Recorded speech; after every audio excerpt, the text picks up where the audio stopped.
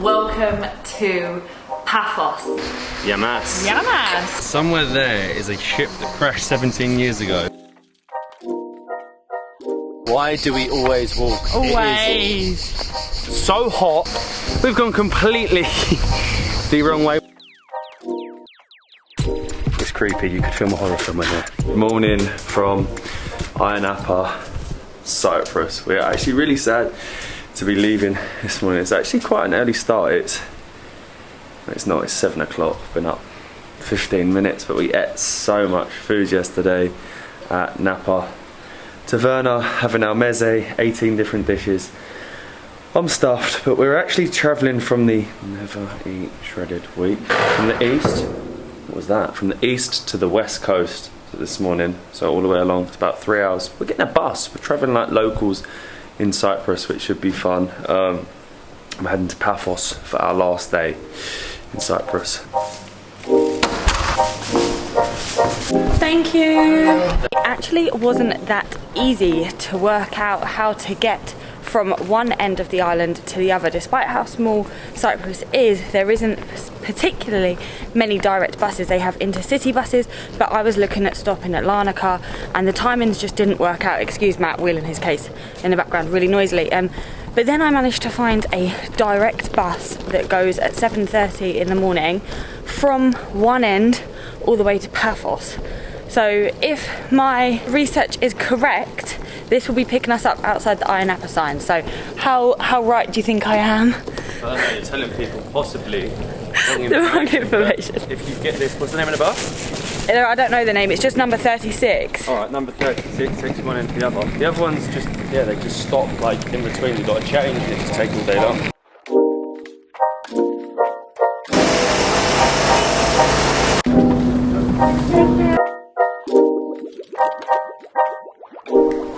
Welcome to Paphos, the birthplace of Aphrodite, and what an easy journey it was to get here all the way from the other side of the island. Now the bus was €9 each. I wasn't really expecting it, and we were expecting it to take at least 4 hours, and it only took about 2.5 to 3. So we'd highly recommend it if you need to get from Ayia Napa to Paphos. It goes once every day and it's at 7:30. So I'm a little bit tired. You know what, I shouldn't be feeling tired, but we are in Paphos and we are staying at Casa Mespilia. That is my best accent, do not judge me for that. There's so much history with this city and so much history with this townhouse. It is a traditional townhouse dating back to the 1800s. I need to give you a quick tour around. Our room is the prickly pear room. I think that's so cute. Each room has a theme based on trees and it's all very, very cute. The doors are so old that they creak, the floorboards creak, and I just love it. It's all been recently renovated, but we have our huge double bed. I love the decor. Everything about it just fits with this sort of town. I think it's bourgeois. I think that's like the style. Like that. I love the shutters. Something like that. We have shutters, big open windows. You can just imagine in the olden days how cute that would be. But then you have a little step. The bathroom's kind of hidden, and it is just so modern. This is just open, it's free, and the most modern part of the room. We have communal areas as well, but it's just gorgeous.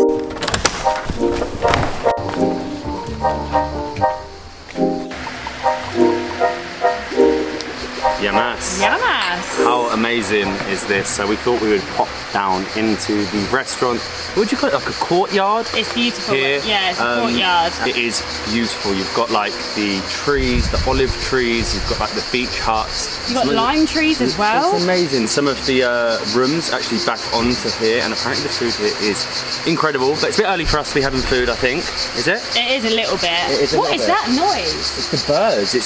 Oh, crickets? It's unbelievable out here. You're proper in the nature. You feel like you're in an own little jungle. I could literally sit in our guest house's courtyard all day long. It is so nice. So all the trees outside in the courtyard, they actually are the names of the different rooms. So whether you've got your olive tree or your lime tree, or is it even a pomegranate tree? Even a pomegranate tree, and that's the different names of the rooms. But it is our last day. We need to explore Paphos, which dates back to the Neolithic period. It's like 12th century BC, and it has a lot of UNESCO World Heritage Sites, which we'll try and see one or two. Well, the city itself is a UNESCO World Heritage Site, We got a lot of walking. Right outside the road our guest house is on, you have this really new and modern walkway, boulevard, whatever you want to call it. It takes you down to the lower part of town and it basically just overlooks the city Some amazing and the views. sea. It is an unbelievable view. You've got the old town behind you and then you just have this modern lookout point. It's beautiful. And somewhere over there, I can't see it properly, but somewhere there is a ship that crashed 17 years ago. Can't see it, but you can see it at certain points. It's just so cool.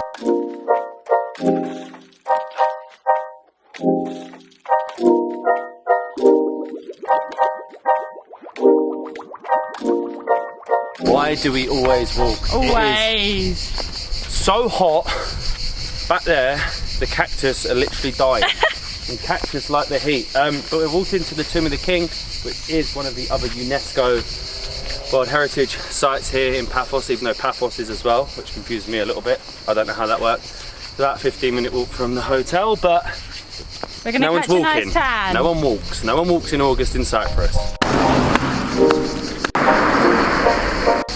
We've gone completely the wrong way. We have ended up at the Venus Beach Hotel, which is a 5-star hotel. For some reason, there is a sign that says Tomb of the Kings, right.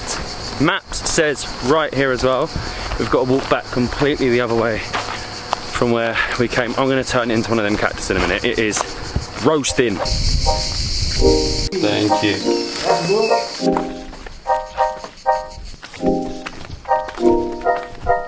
Finally found the necropolis that is the Tomb of the Kings. And actually, a fun fact, kings were not buried here. It was actually for the high profile people, the officials and the rich. And in this one here, there is unbelievable. Once they found it, do you reckon they ended up at the hotel? Maybe. This is just unbelievable though. Like, this is actually where jewelry was found in gold. You've got all the pillars that are all intact. Like, it's just crazy. These tombs actually date back to the 4th century BC and are made out of solid rock, which is crazy, but it's like an underground labyrinth. You just go through, look at this room.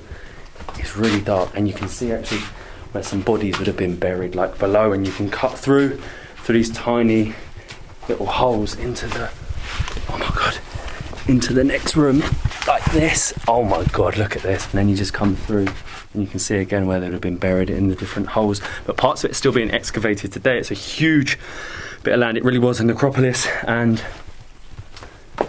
whoa, it's creepy. You could film a horror film in there.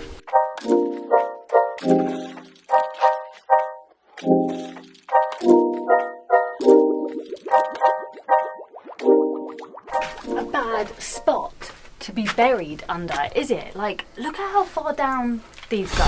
And you can actually see, there's so much dust, you can actually see the exact pockets where the bodies or the tombs, they would have been kept. It's so cool. It does massively remind you of something that you would find in ancient Egypt, but we're in Cyprus. It is definitely somewhere that you've got to add in to your list if you're coming not just to Paphos but Cyprus in general, being a UNESCO World Heritage Site. It is so unique here. The pillars, the fact that tombs, the rich people that will be buried below us, some that still haven't been discovered yet, but come in the morning or in the evening if you're in August, because it is so hot. And we're now going to try and attempt to walk all the way to the harbour and the beach.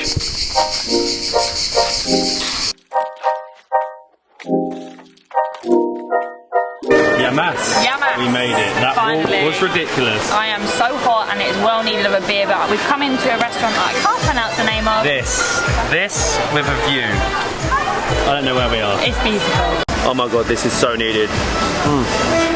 That walk was ridiculous. Basically, we found out the name of this restaurant. It's called La Mabana, which means bath. You've got like the local swimming bit behind us. You've got the main beach over there, which we're going to walk to. This is actually the only restaurant that is on the beach front. The others are sort of behind, so we had to come in here. And of course, we're getting halloumi.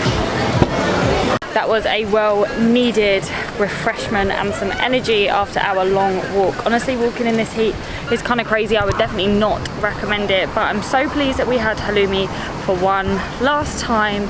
Proper halloumi as well, not like the halloumi we get anywhere else. But we are now walking over to the main beach.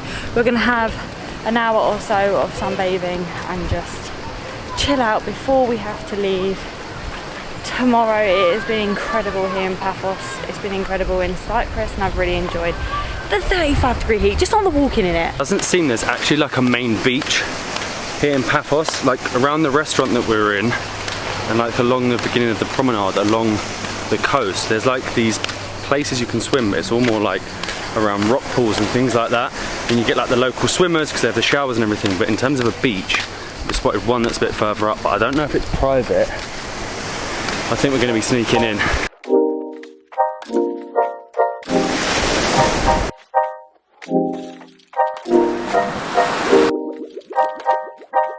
That turns out, public beach. We didn't even need to sneak in. It is in front of Alexander the Great Hotel, I think, and it's actually a pretty nice beach. Unfortunately, we don't have too long. It's like nearly 6 o'clock, and before it gets too late, as it is our last day in Cyprus, and we've got a flight early tomorrow, we want to check out the Paphos Castle, which is actually the other side of the bay. It would be, wouldn't it? It would be a long walk, but really nice beach. The only sandy beach that I've actually seen located in the town. Like, you had to walk probably for like about half a mile. All the others are like rock pools. You couldn't lay it over towel.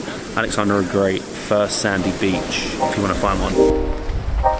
Thank you.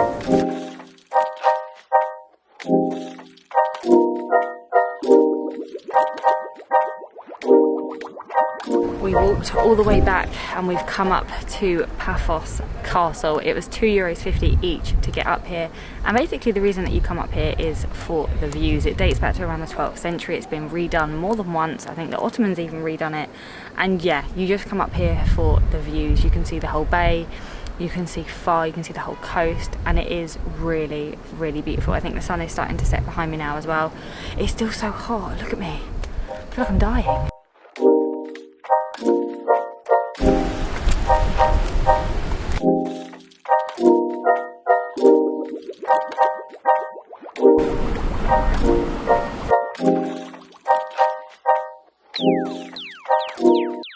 This is definitely the best time to come. Look, the sunset behind me, the rooftop of the castle, all to ourselves. It's lovely. You can look all around the bay of Paphos. Is it a bay? It might be many bays. I think it's a lot of bays. You basically come up here for the view. It's more of a shell of a castle. There's not like loads going on down below, but up top, still got a great shell. You can still see the architecture that was used. You really come in for the views though. Best way to end our time in Cyprus.